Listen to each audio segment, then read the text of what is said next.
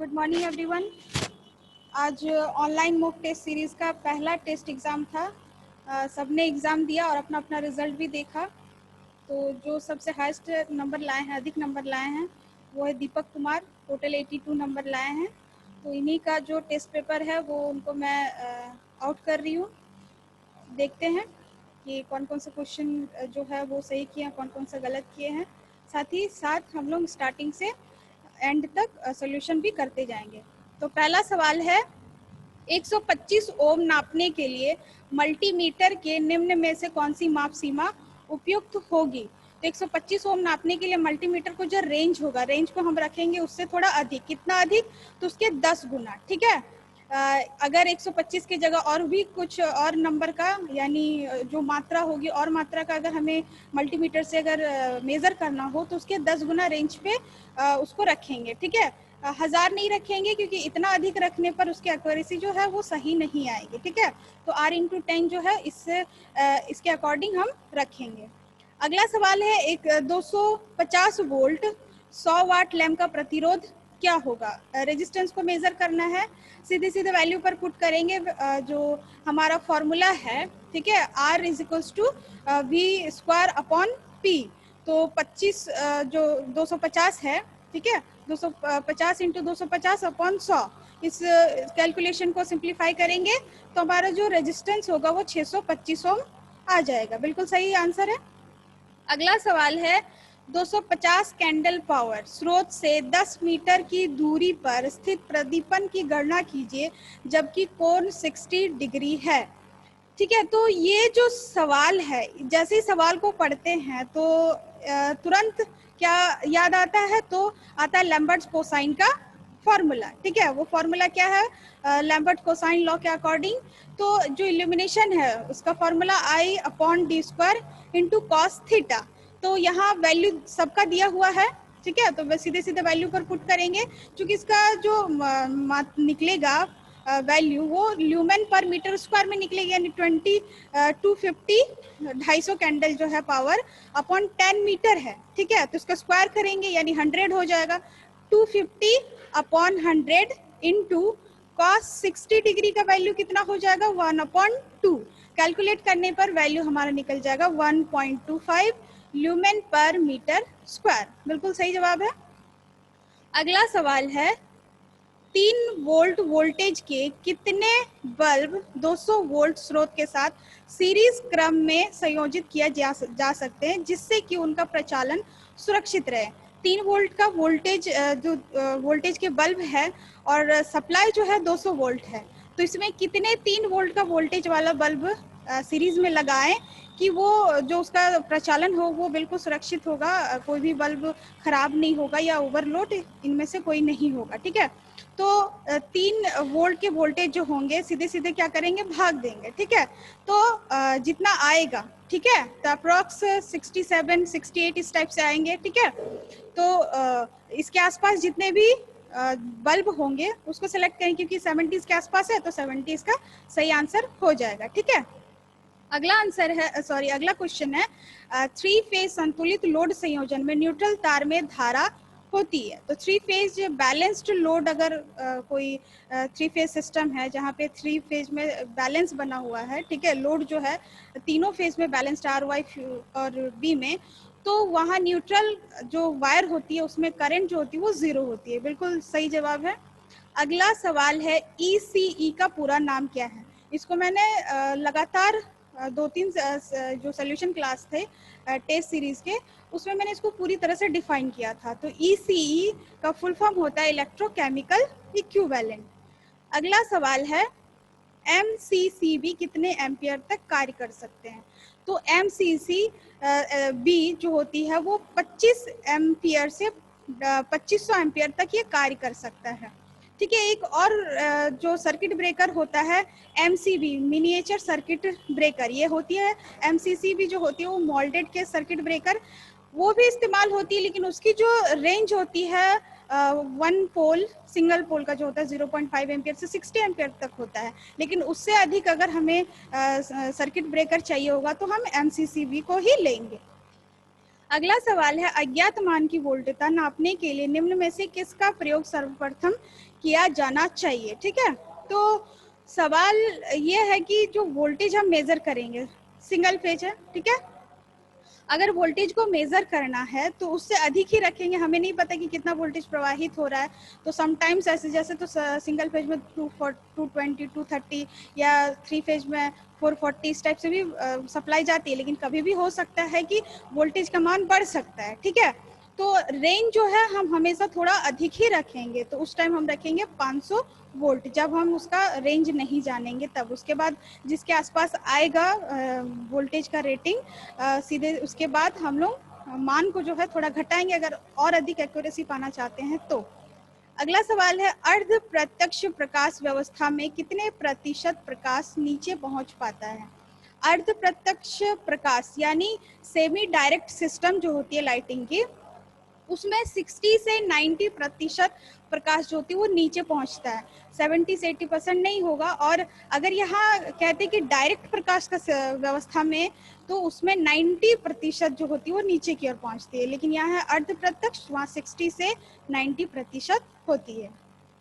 अगला सवाल है, अस्थायी चुंबक चल कुंडली यंत्र में डैम्पिंग टॉर्क उत्पन्न करने के लिए कौन सी विधि प्रयोग की जाती है। अस्थायी चुंबक चल कुंडली यंत्र में डैम्पिंग टॉर्क उत्पन्न करने के लिए एडी करंट डैम्पिंग का प्रयोग किया जाता है, वायु डैम्पिंग नहीं होगा। ठीक है, अगला सवाल है, आपको एक गीजर की मरम्मत करनी है जो जल गर्म नहीं करता, इसका कारण क्या हो सकता है। गीजर ठंड में उपयोग किया जाने वाला, जिसमें जल को गर्म किया जाता है। ठीक है, अगर उसमें जल गर्म नहीं हो रहा है तो इसमें कई कारण हो सकते हैं, जैसे कि उसका फ्यूज जो है वो या तो उड़ गया, या तो ओपन सर्किट हो गया, या तो थर्मोस्टेट जो है उसका कनेक्शन ओपन हो गया, इनमें से कोई एक कारण हो सकता है। तो जो मेजर यानी इफेक्टिव जो है स्पेसिफिक रीजन, वो थर्मोस्टेट संपर्क का खोलना है, चूंकि ये ऑप्शन में भी दिया हुआ है तो ये राइट आंसर हो जाएगा। ठीक है, तो इनमें से जो मैंने रीजन कहा वो भी हो सकते हैं। अगला सवाल है, एक 10 केवीए का ट्रांसफार्मर खुले परिपथ टेस्ट में 400 वाट और लघु परिपथ टेस्ट में 900 वाट का पावर ले रहा है, 50% के लोड पर कॉपर लॉस क्या होगा। कॉपर लॉस निकालने का फॉर्मूला क्या होता है, हाफ लोड पे अगर निकालेंगे तो हाफ का स्क्वायर इंटू जितना भी पावर कॉपर लॉस होगा। ठीक है, शॉर्ट सर्किट टेस्ट में उसको सीधे सीधे क्या करेंगे, मल्टीपल करेंगे। अगर 1/4 पे निकालना होगा तो 1/4 का स्क्वायर करेंगे। क्योंकि यहाँ पे देखो कि जो ट्रांसफार्मर है खुले परिपथ टेस्ट में 400 वाट है, तो खुले परिपथ में तो आयरन टेस्ट होता है, यानी लो क्षति की जो टेस्ट होती है, तो उससे हमें लेना देना नहीं, हमें क्योंकि कॉपर लॉस निकालना है। तो कॉपर लॉस क्या है, शॉर्ट सर्किट टेस्ट में 900 वाट है, यानी फुल लोड पे ये 900 है। अब उसके 50% यानी हाफ लोड पे निकालेंगे, हाफ लोड पे निकालने के लिए हाफ का स्क्वायर यानी 1/4 इंटू 900, 900 को हम क्या करेंगे 4 से भागा देंगे, तो निकल जाएगा हमारा 225 वाट। बिल्कुल सही जवाब है। अगला सवाल है, एक बल्ब की कैंडल शक्ति 300 है, इसके द्वारा उत्पन्न कुल फ्लक्स ज्ञात कीजिए। यानी टोटल फ्लक्स जो होगा, इसका फॉर्मूला क्या होता है, MSCP इंटू 4 पाई। ठीक है, तो MSCP जो दिया हुआ है, मीन स्फेरिकल कैंडल पावर जो है वो 300 दिया हुआ है, उसको मल्टीपल करेंगे 4 पाई से, तो 4 पाई यानी पाई का वैल्यू 3.14, जैसे ही 4 से गुना करेंगे तो 12.56 वैल्यू आता है। पहले भी बताया, इस चीज को आपको हमेशा याद रखना है। तो 12.56 को 300 से गुना कर देंगे तो वैल्यू हमारा जो है टोटल फ्लक्स निकल जाएगा 3768 ल्यूमेन। ठीक है, सही जवाब है। अगला सवाल है, HRC फ्यूज का प्रयोग मुख्यतः निम्नलिखित में किया जाता है। तो HRC हाई रप्चरिंग कैपेसिटी का जो फ्यूज होता है वो 3 फेज सिस्टम में किया जाता है, जैसे सब स्टेशन वगैरह में इसका इस्तेमाल किया जाता है। अगला सवाल है, HPMB लैंप में 250 वाट 250 वोल्ट के लिए पावर फैक्टर बढ़ाने के लिए कितनी धारिता का कैपेसिटी प्रयोग किया जाता है। देखो, HPMB high pressure mercury vapour lamp है, 250 वाट का। ठीक है, 250 वोल्ट के लिए उसमें कैपेसिटर का प्रयोग किया जाता है। तो कैपेसिटर का जो मान होता है वो 20 माइक्रोफैरेड का होता है, 2 माइक्रोफैरेड नहीं, 20 माइक्रोफैरेड का होता है। और ये जो लैंप होती है ये 250 वाट और 400 वाट में भी बनाई जाती है। तो 400 वाट का जो लैंप होगा, HPMV लैंप जो होगा, वो 400 वाट के लिए 33 माइक्रोफैरड का कैपेसिटर यूज होता है। ठीक है, ये चीज आपको याद रखना है। अगला सवाल है, एम्पियर मीटर के परास विस्तार के लिए शंट प्रतिरोधक हेतु किस पदार्थ का प्रयोग किया जाता है? तो एम्पियर मीटर है जो मानक मूविंग कॉइल होती है, ठीक है, उस प्रकार के यंत्र में उसका जो रेंज होता है वो मानक होता है। अगर उससे अधिक अगर हमें उसका यानी कि विस्तार करना होगा, उसके रेंज को, परास को विस्तार करना होगा, तो उसमें एक शंट रेजिस्टेंस लगाना होगा। ठीक है, उस रेजिस्टेंस को मैंगनीज के वो जो पदार्थ होती है, वो मैंगनीज पदार्थ होती है, उसके द्वारा उसको बनाया जाता है। यानी कि शंट प्रतिरोध के लिए मैंगनीज पदार्थ का प्रयोग किया जाता है, तांबा नहीं होगा इसका आंसर। ठीक है, अगला सवाल है, कंट्रोल पैनल की ऊंचाई जमीन से लगभग होता है। कंट्रोल पैनल जो होती है जमीन से, उसकी लंबाई 1.5 मीटर होती है। बिल्कुल सही जवाब है। अगला सवाल है, कठोर रबर जैसा पदार्थ है जो 180 डिग्री सेल्सियस पर जलने लगता है, निम्न में से कौन सा है? तो जो एबोनाइट होती है, ठीक है, जो बैटरी, लेड एसिड सेल का बैटरी का खोल आप लोगों ने देखा होगा, वो कठोर रबर जैसा पदार्थ है जिसे एबोनाइट कहते हैं। 180 डिग्री पर सेल्सियस पर वो जलने लगता है और ये अम्ल के साथ कोई क्रिया नहीं करती है। ये कठोर रबर जो होता है उसमें सल्फर मिलाया जाता है 30 से 40%। ठीक है, अगला सवाल है, क्या दोष उत्पन्न होता है जब बैटरी को उच्च दर पर चार्ज या डिस्चार्ज कर दिया जाता है? तो लेड एसिड सेल को अगर हाई रेटिंग पर अगर चार्ज करेंगे या डिस्चार्ज करेंगे तो उसमें बकलिंग दोष होगा। ठीक है, तो चार्ज करने के लिए जो मानक होती है वो 6 एम्पियर से अधिक नहीं होना चाहिए और डिस्चार्ज पे 25 एम्पियर से अधिक नहीं होना चाहिए। ये चीज़ मेंटेन होना चाहिए। अगर नहीं हुआ तो उसकी जो प्लेटें होती है वो ऐंठ जाती है, मुड़ जाती है। ठीक है, उसको बकलिंग कहते हैं। अगला सवाल है, किसी चालक सामग्री को गर्म करने से उसकी चालकता क्या होती है? तो चालक कोई भी कंडक्टर है, जैसे जैसे उसका टेम्परेचर बढ़ेगा तो उसकी कंडक्टिविटी या तो घट सकती है या तो बढ़ सकती है। ठीक है, ये चीज़ भी मैंने ये सवाल को जो आंसर है इसको भी मैंने डिस्क्राइब किया था सोल्यूशन क्लास में, एक टेस्ट सीरीज के सोल्यूशन क्लास में। तो जैसे नॉर्मली कंडक्टर है तो उसमें क्या होता है कि जैसे जैसे टेम्परेचर बढ़ेगा तो उसका रेजिस्टेंस का मान भी थोड़ा बढ़ता है और कंडक्टिविटी घटती है। लेकिन कार्बन जो है, कार्बन नॉर्मल कंडीशन में तो वो इंसुलेटर होता है, लेकिन कुछ इम्प्योरिटीज मिलाने के बाद वो भी कंडक्टर बन जाती है। और क्या, जैसे जैसे उसका टेम्परेचर बढ़ता है, ठीक है, तो उसकी जो रेजिस्टेंस है उसका घटने लगता है मान, और कंडक्टिविटी क्या होती है, वो बढ़ने लगती है। तो इस केस में क्या हो रहा है, तो चालकता बढ़ रही है। और बाकी के केस में क्या होता है, अलग कंडक्टर जैसे तांबा ले लिया, सिल्वर ले लिया, इसमें कंडक्टर थोड़ी घट जाती है। तो इस तरह से हम कह सकते हैं कि चालक को गर्म करने पर उसकी चालकता घट भी सकती है और बढ़ भी सकती है।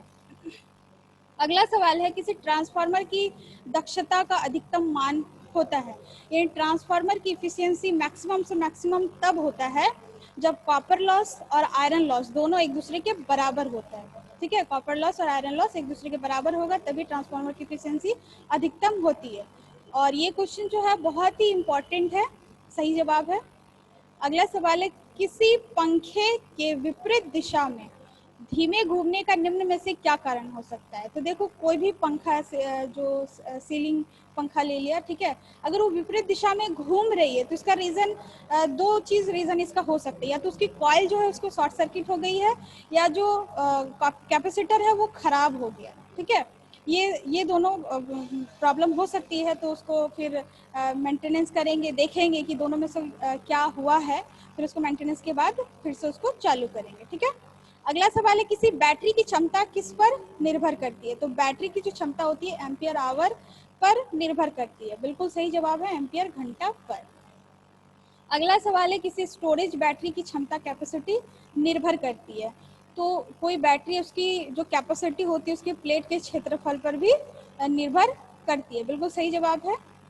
अगला सवाल है, गैस धात्विक फिलामेंट लैंप में निष्क्रिय गैस भरने से फिलामेंट का कार्यकारी तापमान निर्वात प्रकार के लैंप की तुलना में हो जाती है, क्या हो जाता है? तो गैस धात्विक फिलामेंट जो लैंप होती है उसमें कोई निष्क्रिय गैस जैसे आर्गन हो गया या नाइट्रोजन हो गया, या फिर इन दोनों का मिक्सचर भी है, उसमें अगर भर दिया जाए तो जैसे निर्वात प्रकार की जो लैंप होती है उसमें कोई गैसें नहीं होती है, उसकी तुलना में, ठीक है, इसका कार्यकारी जो तापमान होता है वो अधिक हो जाता है।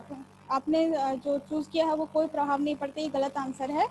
राइट आंसर हो जाएगा कि उसकी तुलना में, निर्वात प्रकार के लैंप की तुलना में गैस धात्विक फिलामेंट का जो लैंप होगा उसका कार्यकारी तापमान अधिक हो जाता है, ठीक है, 2300 डिग्री सेल्सियस तक हो जाता है, ठीक है।